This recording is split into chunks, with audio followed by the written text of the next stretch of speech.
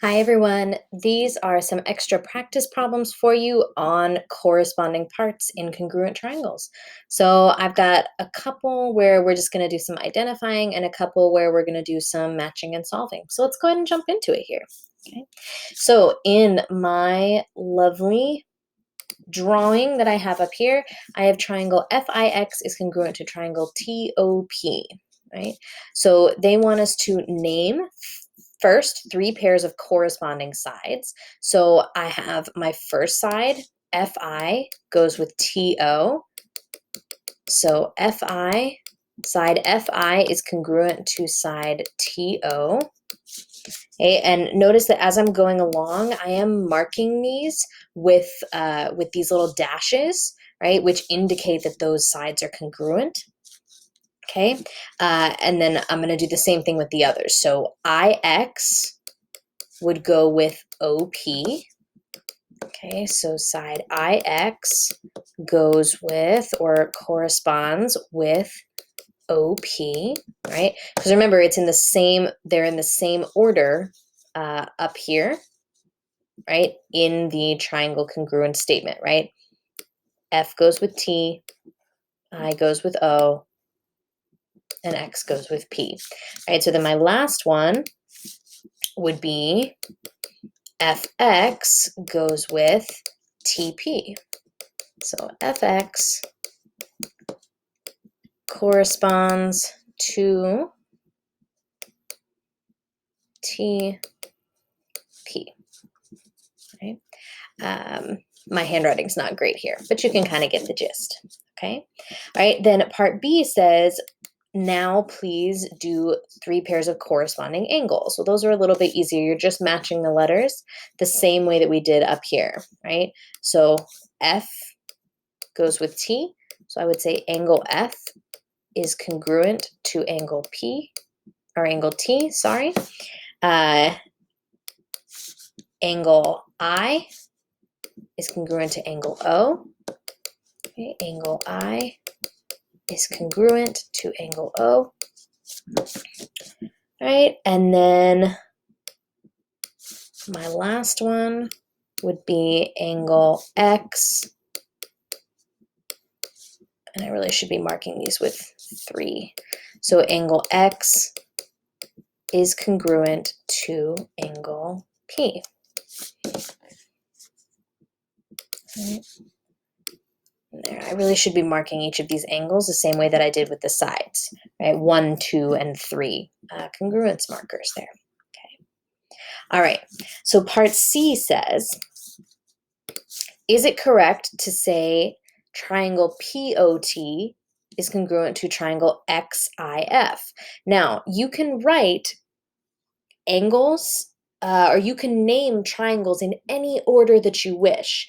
You just have to make sure that whatever order you name the first triangle in, the second one, you have to name it in the same order. So we want our parts to still match up exactly how they did up here. So I want to look, does F still go with T? Does I still go with O? And does X still go with P? And it looks like it does here, right? So F still goes with T, right, which we have here. I still goes with O, right? And X still goes with P like it's supposed to. So I would say, to answer this question, I would say yes, because the correct corresponding parts are still in the same order in the congruent statement. Okay, so that's how I would write that one. Okay, but part D is going to look a little bit different. So if we look, part D does not match up the way it's supposed to. So for example, I know that X is supposed to go with P, which is not the case in this statement the way that this is written. The way that this is written, you have X goes with O, which is not correct, right? Same thing, we have I going with P, which is not correct, and F going with T is correct here, but these two are incorrect, right? So every letter has to match up the way that the corresponding parts match up. So I would say no,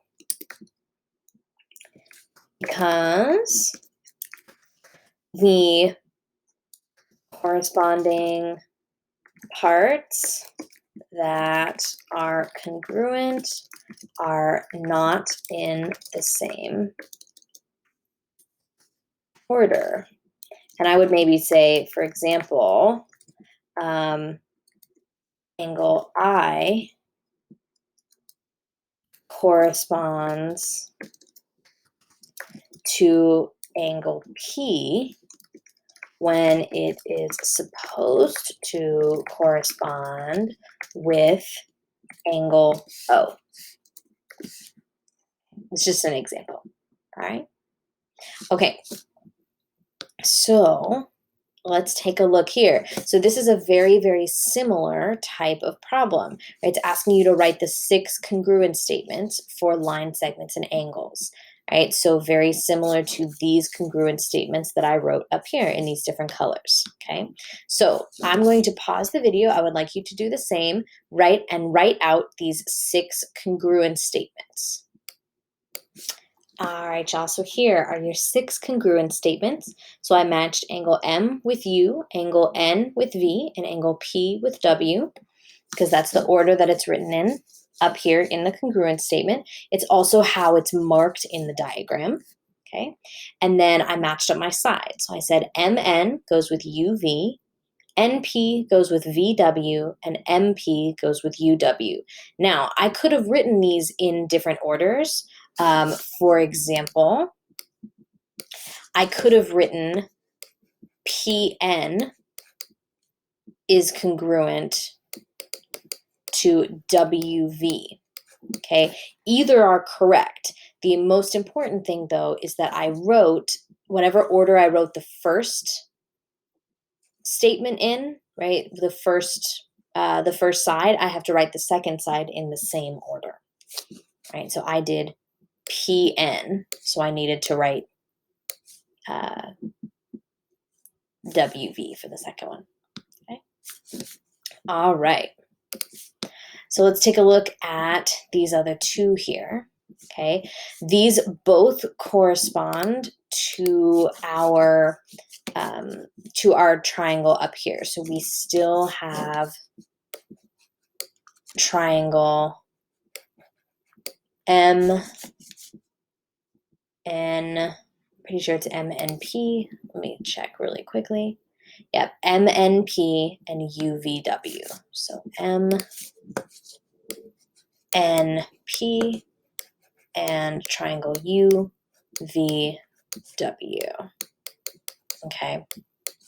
Because these next 2 questions here are going to deal with this same triangle set, okay? So they said here, say that MN is 14 and angle U is 30 degrees, okay? And they want to know, well, what other measurements can you determine?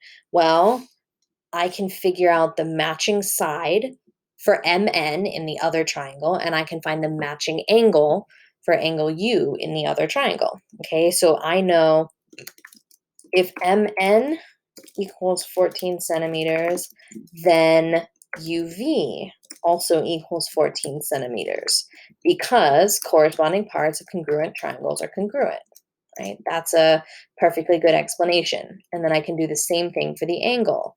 So if angle U, and I really should be writing measure of angle U. So if measure of angle U is 30 degrees, then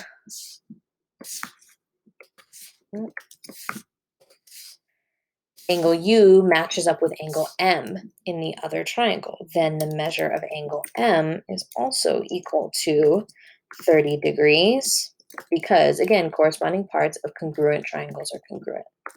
Okay, all right. Okay, then number 4 is a little bit trickier, okay? It says MP is equal to 2PN and VW is equal to 8, okay? Right, so here I'm saying VW is 8, okay? And I'm saying that MP is the same as 2PN, okay? So this is the same as 2PN, meaning however long this is, MP is twice that length, okay? Well, I know from the triangle congruence here that and I'm going to write this backwards. Instead of VW, I'm going to write it as WV. So WV equals 8. So that means that PN also has to equal 8, right? Because again, we have corresponding parts of congruent triangles that are congruent, okay? So now I know that PN is 8. So wherever I see PN, I'm going to plug 8 in instead. So that means MP is 2 times PN, which is 8, right? So 16 inches, okay? So very similar to what you did in algebra, right? They're giving you some equations. It's just instead of dealing with variables, we're dealing with like side lengths and angle measurements, okay? All right, so in this last practice problem, you have a completely different triangle congruence criteria here, okay? But I know that A goes with D, B goes with E, and C goes with F. So I gave you all 3 sides of this triangle, the first one, and I also told you that FE was 3x minus 7. Okay, so I told you that this was 3x minus 7. So you have to figure out which side in the other triangle to set that equal to solve for x. So I want you to give this a try. Pause the video, give this a try, and then come back and check your answer.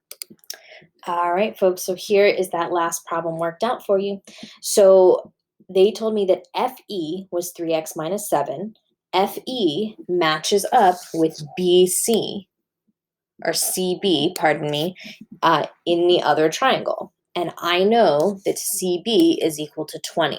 Now, I know it's written backwards here, but that doesn't matter when you're thinking about like the numbers, like how long it is, right? Remember, when you're naming line segments, you can name them in either order. Um, so BC and CB are the same, like it's the same side, okay? So if I know that those 2 sides are congruent, right, what that makes me think of in geometry is, okay, if these 2 sides are congruent, then that means their lengths are equal. So I'm going to set those 2 things equal to each other. So I have 3x minus 7 equals 20. I added 7 to both sides and then divided by 3. So I ended up with x is equal to 9. All right, y'all, so that is it for this video. I will see you in the next one on triangle congruence criteria. Bye, everybody.